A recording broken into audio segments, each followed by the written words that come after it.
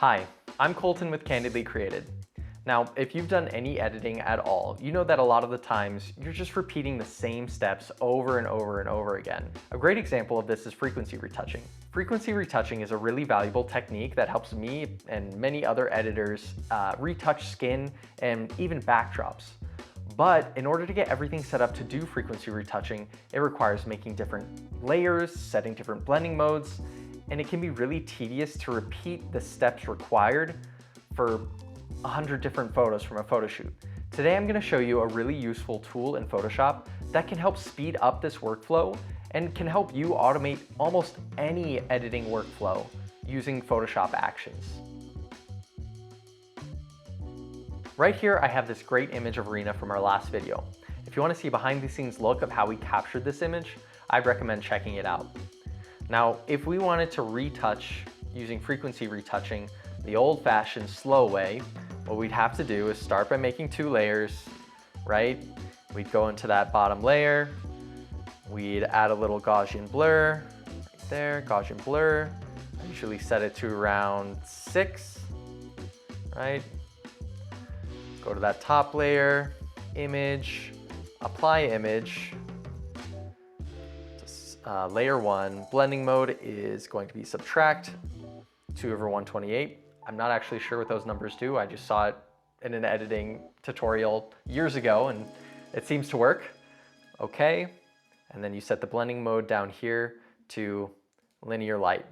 Okay, that didn't take a super long time, but if you can imagine doing that for 20 photos, you can see how it could become quite tedious. Now, I'm going to show you how to do all of that in one click. So let me just clear off these layers, delete. Now we only have our background layer.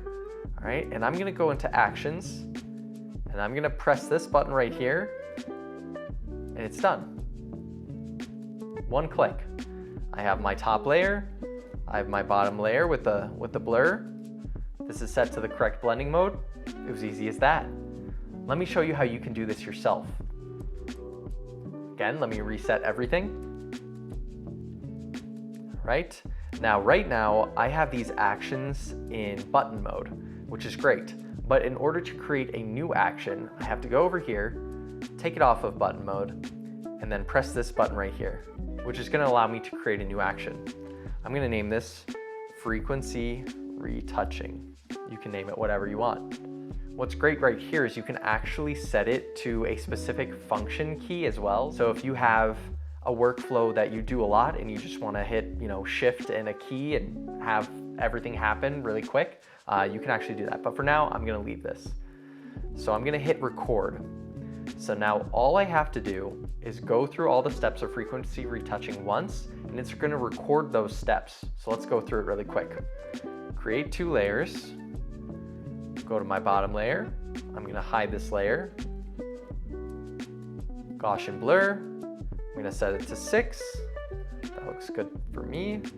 Okay. I'm going to go into my top layer. Image.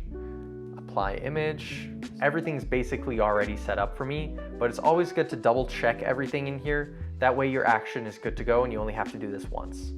I'm going to hit OK and then set my blending mode to linear light, and that's it, it's done. So now that this is done, I'm going to hit stop, and you can see right here it's recorded all of those steps for me. I'm going to collapse these. There we go. I'm going to go back into button mode, and now you can see I have a new button right here that allows me to do all those steps really quickly. It's very convenient and very quick. Now, frequency retouching, again, doesn't take too long. Doesn't take more than a minute if you do it manually.